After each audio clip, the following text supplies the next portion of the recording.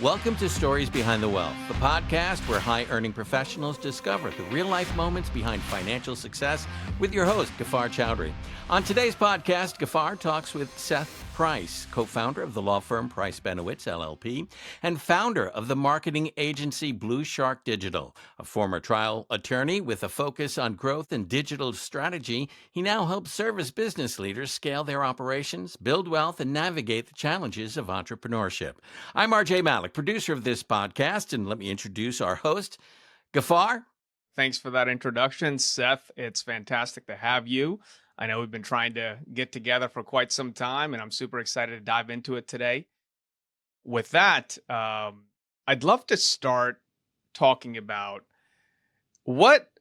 tell us a little bit about your journey growing up. What shaped you into the individual you are today? You know, I had the privilege and pleasure of growing up in New York City. This was what I'll call pre-Giuliani New York City, which was a little bit rough. I loved it. I loved the grit. I loved the fact that everything was accessible. You could walk anywhere. So from a very early age, you had access to the world. You know, within a few blocks of the house, you had the Empire State Building. You could get to Madison Square Garden. It was really great. The best and the worst of everything, from the methadone clinics to Wall Street, were all within a walk. Wow. The spectrum of things that you probably saw as a kid, as a teenager. I'm from Long Island, and what he was describing is something we were well aware of. And a lot of times we avoided the city, Seth. I hate to say that. Yeah, it was a thing. I remember my mom had her chain snatched while walking down the street off a necklace. And it was a thing to give your kids mugging money so that if you got mugged, you could hand them over the $10 or $20 and go on with your day. I was very fast. I ran track in high school, and even as a little kid, I was fast. So I felt confident that I could outrun most of the bad guys. But it was definitely, but because of that, it was sort of, it reminds me of when I got to law school in DC in 95. The world was your oyster in the sense that you could go anywhere. As a kid growing up, drinking age was in the process of moving from 18 to 21. But the thing that I remember was, if you were in the East Village, like nobody, it was just open. There was no like, let me have your ID. It was, good and bad. You would have access to everything, whether they were good things or bad things on the street. And I still remember when I got to UPenn for undergrad, like around 1 a.m, this big bouncer guy says, last call, everybody out. I'm like, what are you talking about? I never heard of such a thing.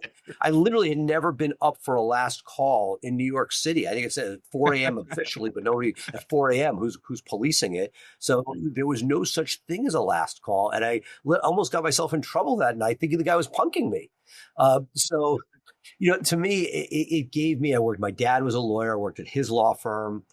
Got to see him in action. It was a boutique firm in Midtown, right off the Diamond District. And that was the part that I love about New York. It was like each block had a different story and a different universe. The Diamond District, the Garment District, the plants, Koreatown. And literally that was just 5 of the blocks between my dad's office and our house. Wow. What type of law did your dad practice?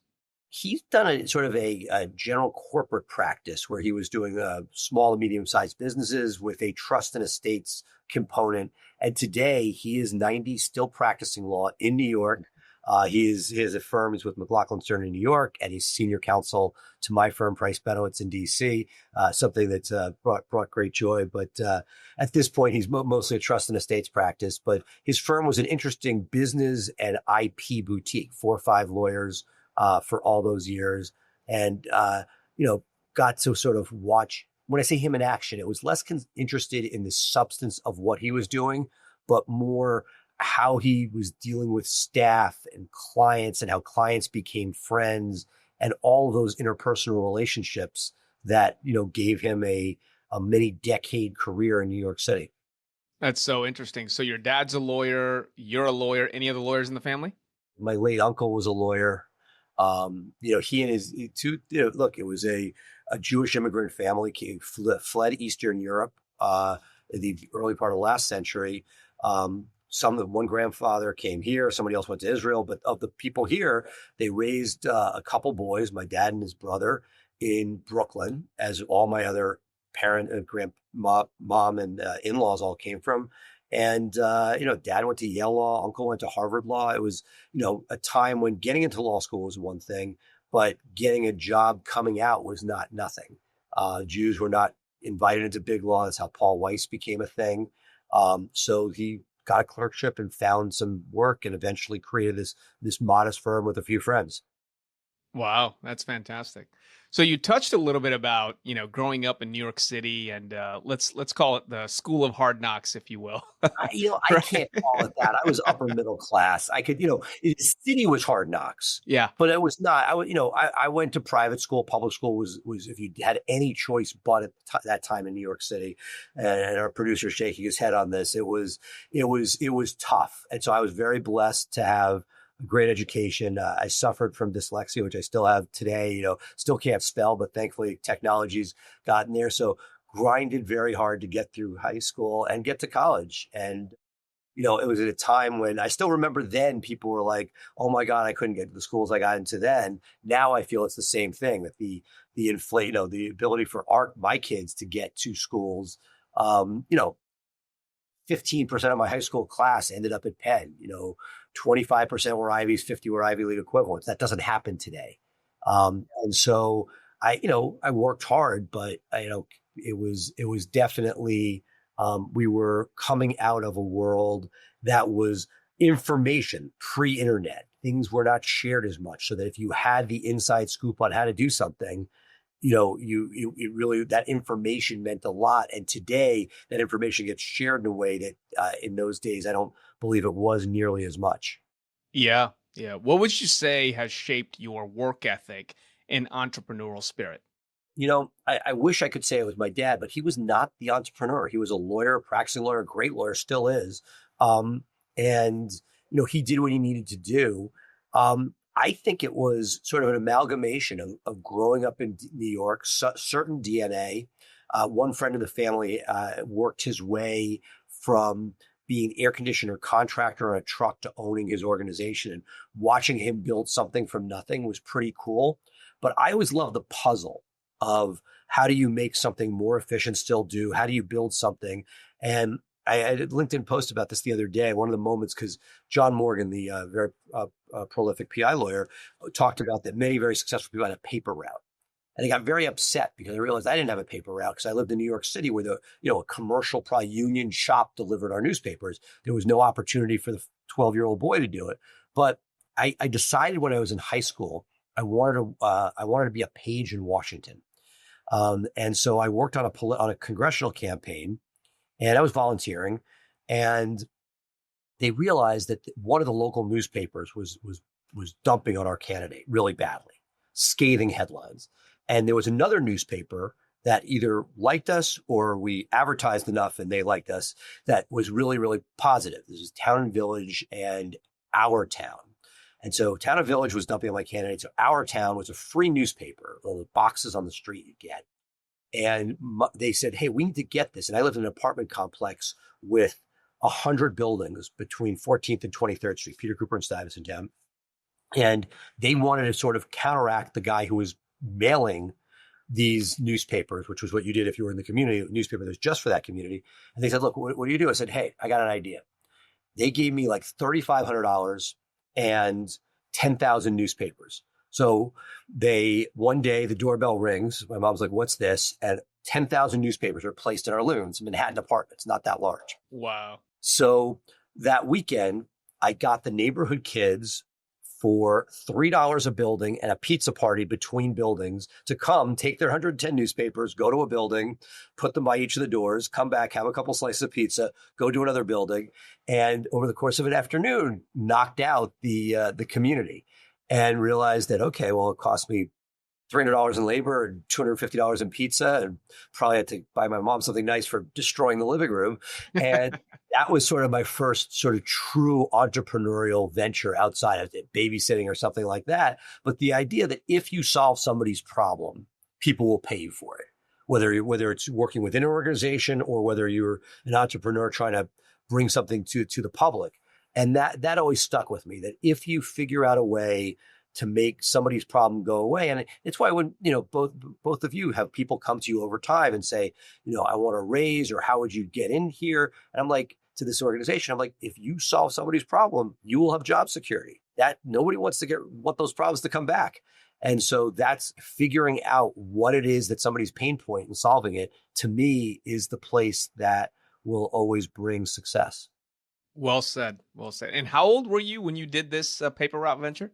I think it was around 14. Wow. It was 13, 14. What I do remember is my dream of being a page in Washington popped for two reasons. One, my candidate lost. And secondly, there was the page scandal in DC, which was a pretty ugly moment for Congress. And so I decided, maybe this isn't the year to go to Congress. So I opted out of that.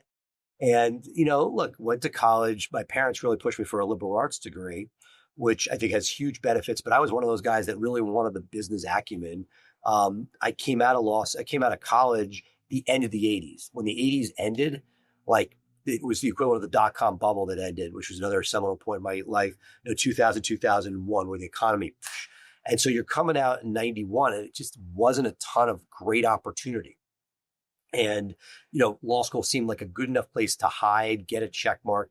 And I know for my dad, of his buddies, not very few, but most of them did not practice law. One or two were very successful attorneys, like a Floyd Abrams, but another guy went on to be the president of Orion Pictures, that I believe merged with Paramount. I mean, you could do many, many things with a law degree. And to me, it was just almost like an extra tool in the toolbox to be able to go through life and business. Yeah. When did you realize that law was going to be the ultimate path for you? Well, I still haven't, but yeah. the idea being like, so I come out of undergrad, I go to law school, and I really didn't want to practice. I went to big law in DC. I wasn't great at it. I loved the people I worked for. I loved the organization, but I was no good at the document creation and editing. Being dyslexic is not a great sort of, skill set or piece to have when you're trying to get attention to detail.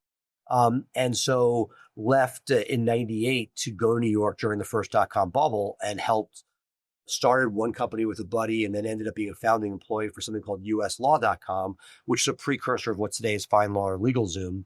And that bubble burst in April 2000. By January 2001, that market was toast. And, I had an amazing time, made great money, amazing connections, and saw how connecting people in a burgeoning area was so incredibly powerful. But I took what I learned during that time.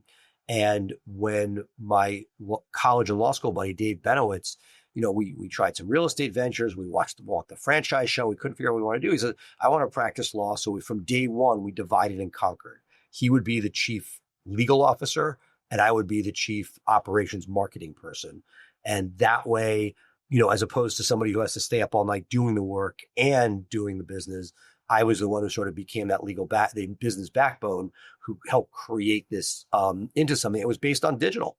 At the time, the law firms that were out there were either boutiques with great quality service or scaled and marketed, but awful substance. The legal acumen was not great. And we were the first out in this region to sort of bring those two things together. And we felt very fortunate that I was able to bring my passion for building things, which was, through digital, to Price Benowitz. And over the first 10 years, scaled it into, a mid-sized regional shop. And that it was my in-house digital team that had gone, from me an assistant to about a 4 or 5 person team. I realized that if I wanted to keep my people, that I would need to give them opportunity. And BluShark was sort of the idea, hey, we did it for Price Benowitz, we could do it for others. And so today, 10 years after we started BluShark, we have 50 lawyers at Price Benowitz in a varied areas of practice areas, from personal injury to criminal defense to family, workers' comp, med mal. On the other hand, BluShark now replicates the digital advances we made for Price Benowitz for 300 law firms around the country, primarily B2C law firms, where consumers are looking for help. When you're a B2B player, generally people are not coming to the web for that direction. They're going to contacts, they're going to connectors.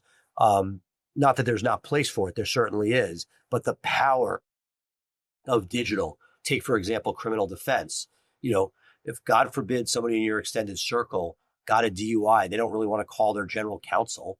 They want to keep it quiet. They want to be able to get that help directly. And that's where the web is extremely powerful and that it's become ubiquitous. It's going to be interesting to see how AI search, whether it be Gemini or ChatGPT or whoever ends up winning, helps shape that. But to me, it's just another piece of the algorithm figuring out how people are getting help for what they need. And for me, and what I love about BluShark and with Price Benowitz being the test kitchen, is it allows us to be at the forefront of connecting people at their worst moments to get them the help they need.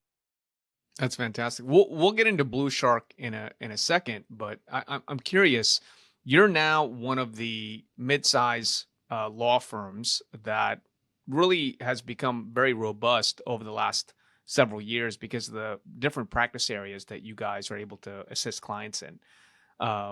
When you and your business partner were launching the firm or started the firm, was there an initial problem or gap that you saw in the legal field that was like, hey, we should start our own thing versus going to work at a firm?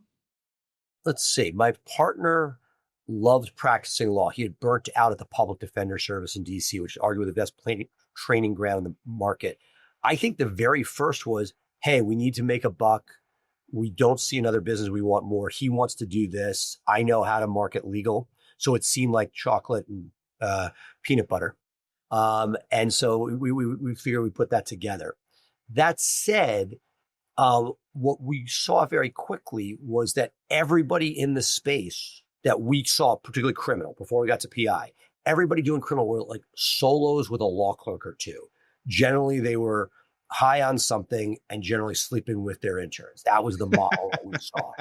It was amazing lawyers, very passionate, but awful business people on every stretch. So I thought that, hey, if I could make the phone ring for people through a network like US Law, it shouldn't be that hard to make that happen here. And it was crazy. Within weeks, we saw success. Again, luck, timing, et cetera. But as we were starting, there was really a void in the market. Today, everybody's online. No big deal. When back at those days, you had to yell at people. They wouldn't go online. They're like, why would I want a website? And it was a very different world. And so we took sort of advantage of that, naivety in the market.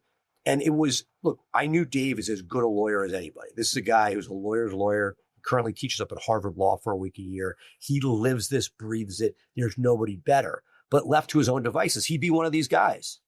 Hopefully without the two vices, but I wouldn't guarantee it. And instead,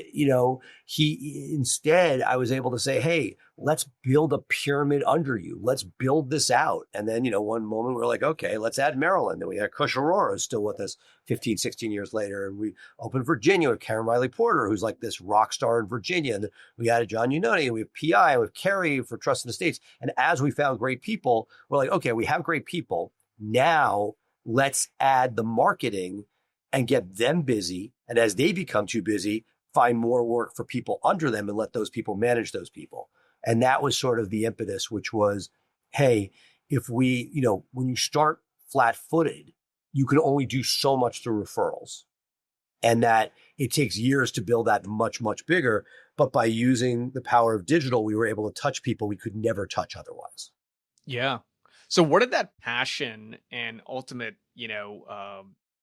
success come from when you were looking at business and marketing a practice, right? Like how did you develop that? I don't know. I just said, whether you're a fan of trading places, was it genetics or environment? I think it was a little bit of each. To me, it was always, pushing the envelope. It's good for business. It may be less hard to, speak to my parents. It may be less of an easy thing to parent. But if you're always pushing the envelope and trying for more and trying to, make something better and better, to me, that there's something that just, I think at this point, I still remember at one point I had a resume. Somebody looked at it and said, "You're unemployable. Like you have, you have a vision where where you want to go, and that it would be very hard to work for somebody at this point." And I think there was probably enough entrepreneurial iterations that got to the point where we're like, okay, the problem I saw, if you want to put it in the classic sense, was there was no place to go for legal work at scale where you could have your problem taken care of without going and finding the guy who's impossible to find. There was nobody out there saying, "Hey, we'll solve your problem. We'll have redundancies in place to make sure nothing falls between the cracks. We're going to make sure that you get what you need." And it's not a situation where if the guy who has your retainer gets sick or hit by a bus that you're out of luck. This was going to be a entity that was going to be able to provide excellence at scale. Yeah. So walk us through that. When did you realize the marketing engine that you created within Price Benowitz, that was 4, maybe 5 people, could ultimately become a standalone agency? We were probably 10 years in, and, I was, for me, the legal conferences were awesome. I love them. I still love them. And I was frugal. And I learned early on that if you spoke at the conference, 2 things happened. A, it was free. And B, the coolest people were always in the green room. And you get to spend time with them, quality time. And so I really thoroughly enjoyed that. And then everybody else there was selling something. But that wasn't really it. It was really a retention of my people. It was a side hustle. It was like, can I keep the people? David Breton, president of BluShark, the person who started as an intern at the firm and then moved to marketing and then head of marketing and then head of BluShark. It was giving an opportunity to those people so that it would keep the stability of Price Benowitz's marketing. Because if we were in-house, we'd lose people every 2 years. That was the cadence. My assistant, my deputy would leave every 2 years. One to be a sports manager, one still fighting the battle of AIDS throughout Europe and Africa. Like people would leave. And so by giving somebody a home where our management team could gain roots, it created stability. And as you know, when you have a team and that team builds and grows together, the power of what they can do over time is incredible. And so when I started it, did I think there was going to be an agency with 300 clients? Absolutely not. A top name legal space? No, it was like, hey, if I can diversify and turn this from a cost center to a profit center, that was going to be a magical moment that would allow us to essentially gain stability for the firm and make it interesting for the people we had in a way that I couldn't do otherwise. Yeah. And how many employees now just at BluShark? About 100. Wow. 1/3 international, rest domestic. So you guys are beyond the United States. You're doing stuff internationally. Yeah. I mean, look, this is a common thing today where we're finding out what tasks need to be domestically, what tasks can be international, what should be done by AI, and figuring out that mix to keep things profitable is always, it's a hustle, and it's definitely another puzzle to the game. Yeah. And then how many attorneys practicing at Price Benowitz? Approximately 50 attorneys at Price Benowitz. There are areas of practice like personal injury where there might be 3 or even 4 staff members per attorney. And there are areas like criminal defense where it's very attorney heavy. And those areas where, especially the blue collar criminal defense, where it might be 1 staff member for 3 attorneys. Okay. Let's talk a little bit about potential road bumps that you incurred while building 2 firms almost simultaneously, right? What was the biggest challenge in building and running 2 growing companies at the same time? At the same time, I thankfully don't have a great answer for you because for the most time it was synergistic. Okay. When there was a fire going on at Price Benowitz, I could, make foot off the BluShark pedal. When BluShark had a flood, I could get a little bandwidth from Price Benowitz. So it was a good, back and forth. I like that. Yeah. What I would say is that the biggest challenge facing both of the organizations was hiring and retaining great talent. That's it. When I started BluShark, it's an HR play. I could tell you, and I think a lot of people know SEO well enough to be able to build a program that helps them their own business, maybe 2 or 3 others. But when you get to 10 plus people, organizations, and you need staff, all of a sudden a whole different skill set comes in from just doing the work. Similar to law. That's why all the solos are there. You can practice criminal law, great. If you had a problem, many of those guys are people I would love to use. That said, they can't get bigger than themselves because the idea of how do you hire? How do you not sleep with your talent? How do you retain these people? How do you not just get free interns that you burn through, but rather keep and retain talent over time? Those are things that are really challenging. Or when somebody quits, how do you replace them? Those are pieces. Today, I'm very passionate about this. Both organizations have a head recruiter separately, and they each have their own international deputies for sourcing. I take it very, very seriously because the quality of work is human dependent to a great degree. And I want to make sure that we have the best possible team to give our clients the greatest advantage over the competition or over the prosecutors.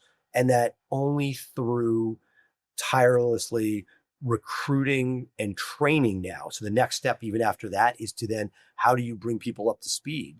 Is Price Benowitz has 2 in-house trainers, and BluShark and Price Benowitz have all sorts of internal training modules. It went from just, hey, I'm going to start a law firm or I'm going to start a digital marketing agency, to how do I make sure that I can bring people in who row in the same direction and buy into your systems, and basically don't just come in as individuals, but become part of a unit that builds and grows together. What would you say is 1 or 2 lessons or takeaways that you've learned from being an entrepreneur for 30 plus years? What I would say, I mean, there are a bunch of them, but like some of the sayings that are thrown out there, someday part of a book. You can't teach common sense. No good deed goes unpunished. But when I'm looking at the individuals, maybe it's even more specific for your audience, that one of the things that when something isn't working from a human capital point of view, an employee is not working, we do a lot of things. We put ourselves in denial, bury our heads in the sand, hope for the best. Very often don't want to move somebody out because you don't have somebody else to come in yet. And you're like, well, how bad can it be? It's always worse once that person leaves. We're talking about bad people who are within your organization who may not have started bad, but at some point are doing harm. And then finally, as I think about that entire world, we literally just talked about this the other day, we're like, oh, well, they're not working in this position. Let's try them here. And the fact, I still do it, but it's still like a 90% failure rate, which is not so what I've learned is, again, one of the sayings you hear out there, hire slow, fire fast, making sure we, to quote the old proverb from the book, get the right people on the bus, but make sure that you do everything you can to, when somebody's not right, to counsel them out as quickly as possible. Yeah, that's nicely said. Yeah, I couldn't agree with you more. What's one financial lesson you wish someone would have told you earlier? I put my head down a lot and did not focus on systems earlier. At this point, we're pretty good on systems, but I think that in a lot of business, if you knew everything up front, you might not ever make a move. You could take any real estate deal and give all the different possible risk factors, and you'd never get out of bed in the morning. You'd never do anything. So I think that had I moved more towards systematizing things and trying to create things that were replicable earlier, that was one. And the second was a passion and drive towards company culture. There's a moment when you start where force of personality can take care of you through 10 people, that you are the culture. But as you build and grow beyond you, how do you maintain that? And we had a great person join Price Benowitz after COVID, or as COVID was coming to a close over the last 5 years. And they sort of saw what was there. And everybody knows they need culture at their office, and many companies have a core values on the wall, but they don't live and breathe it. And this culture champion for us looked at our proposed core values and said, look, this one isn't necessarily a perfect fit for us. Let's keep it simple. We went with passion, integrity, excellence, pie. Easy as pie. We went all in. We celebrate Pie Day. We have firm Olympics where we have competitions where there might be different feats of strength, and as well as we had a debate that was scored on which was the best core value, passion, integrity, or excellence. I love that. We've had all sorts of cool stuff, and the winner of the Pie Olympics got to throw pies at the managing partners. So that was sort of one of those life moments where once we started hiring, promoting, and firing based on the core values, it really brought a lot of things together. And we waited longer than we should have to fully go all in on that. That's awesome. If a young entrepreneur or any entrepreneur is listening right now, what's your best advice that you would give them when it comes to building an organization and ultimately building wealth? I think it's, the wealth will follow. I think it's figuring out how to get the right people to do what you're doing, get a great team around you that you can trust and delegate to, and being willing to allow them to do their thing, make mistakes, because if you don't have anybody making mistakes, that means that you're just sitting by yourself in your office and haven't grown anywhere. One of my mentors, who's a very amazing lawyer entrepreneur from New Orleans, he always says this massive organization he's built, it's somebody somewhere is effing something up right now. And you know what? I'm okay with it. And that's easier said than done. And lawyers are terrible at this because, and that, if you watch a Shark Tank episode, I still remember there was a bunch of sharks, including Mark Cuban, turned a deal down because they were like, you're a perfectionist. You're not going to grow. And I'm not saying you don't want to have high standards. I'm not saying that you want mistakes, but if you're not willing to delegate, which means it won't be done as well as yourself, eventually it'll be done better than you. But if you're not willing to delegate, you can't grow. And if you want to grow, then, and in certain instances, one direction or way to form wealth, then it's really, really important that you're willing to let go of the reins and allow others to be part of your tribe and build and grow with you. That is so true. Fortunately or unfortunately, I went through that myself, letting go and delegating and helping myself realize that people can do it just like or very close to. I would do it myself, but you're absolutely right. They are going to make mistakes, right? And it's how you grow from those mistakes and how you move forward and build is what's the most important part. Absolutely. Yeah. So let's shift to the human side a little bit. Outside of being a successful entrepreneur, what do you enjoy most in life? I love, spending time with family, travel, travel bug. I love taking my kids around the world and showing them places. And it is something that has been great. That's been sort of my, I love the credit card points game because the only thing better than travel is free travel. Yeah. It's not free. It's not a free lunch. They're much better off getting 2% cash back and doing whatever you want with it. But the idea that it's allowed us to see the world and continue to travel has been that's been something I've really enjoyed. Yeah. And how many kids do you have? Got 3 kids. Very nice. Are they in higher ed or are they in high school? Yeah, no preschool, but a couple in high school and 1 middle. Oh, very nice. Very nice. What's the last place you guys went together? Where is the last place that we went together? It's going to take a second to think. We did Israel we did Israel right before the war, and I was just there personally afterwards. Oh my gosh. Yeah. So you did some great stuff like spring break trip to Portugal. We've done, we've done, Mexico last winter break. It's the idea is, can I get my kids off their screen and see the world a bit? We've done Alaska cruise with my parents, which highly recommend. And getting off the boat and getting into an area that you can't believe is still part of our country. All those places, great places. That's fantastic. All right, I got some rapid fire questions for you. It's going to be pretty easy. I'll start with what's your favorite book? Lots of books. The book that comes to mind might be great to talk about here. Unreasonable Hospitality, talking about 11 Madison, the rise of that. The guy who wrote it is out of 11 Madison, but a lot of lessons learned, a lot of great perspective on how to build something great with raving fans. Great book. Great book. Also recommend. What's one habit or routine that keeps you grounded? I think just the kids who, you could be as successful as you want at work and you come home and they're just like, they could care less about that. And I think that's the kids keep you honest and grounded. Yeah. Any of your kids, from what you can tell right now, want to follow in dad's footsteps? At the moment, I don't see it, but I know that could be to come.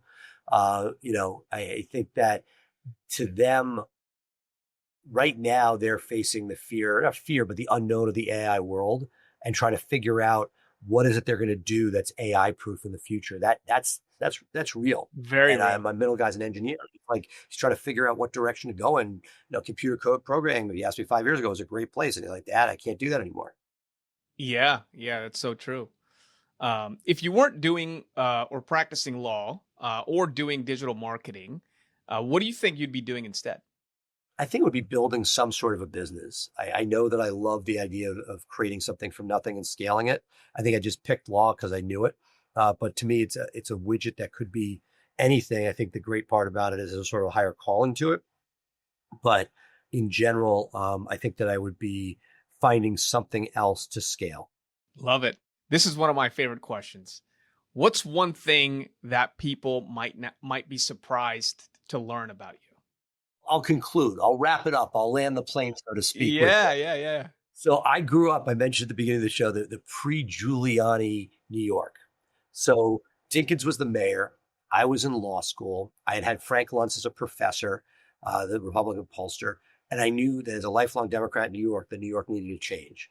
And that my mom was running something on the Upper East Side, Social Action Committee for our synagogue. They wanted Giuliani to come speak, and Dinkins had been there, and he refused.